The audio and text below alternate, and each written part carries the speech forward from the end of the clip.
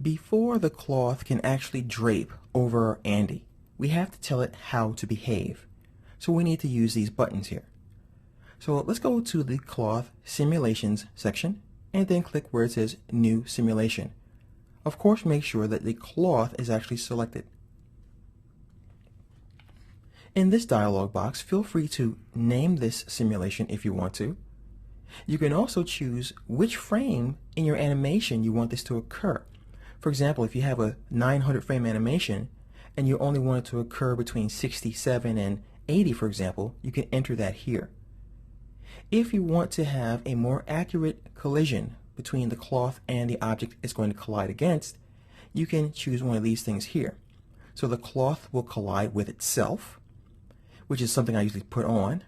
And you can also determine whether it's going to be the vertices or the polygons as far as the collision as well. This is a very interesting section. This is for you guys who don't necessarily want to do an animation, but instead you still want to have the end result of a cloth simulation. Let's say you have a thief who has a shroud on, or you have Robin Hood who's wearing his cloak and hood.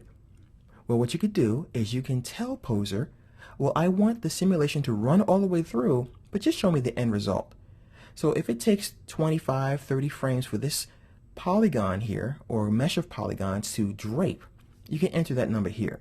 This is trial and error, by the way, so don't be dissuaded if you can't guess right away. Just try again. So I'm going to simply say OK here. Now Clothify lights up. Clothify gives you the opportunity to actually turn this object into cloth instead of just a mesh. So I'll go to Clothify, make sure I have the object selected, which is this guy here, and Clothify. All of a sudden, everybody wakes up. All the dials and parameters are ready to go. If you change your mind, you can unclothify that object.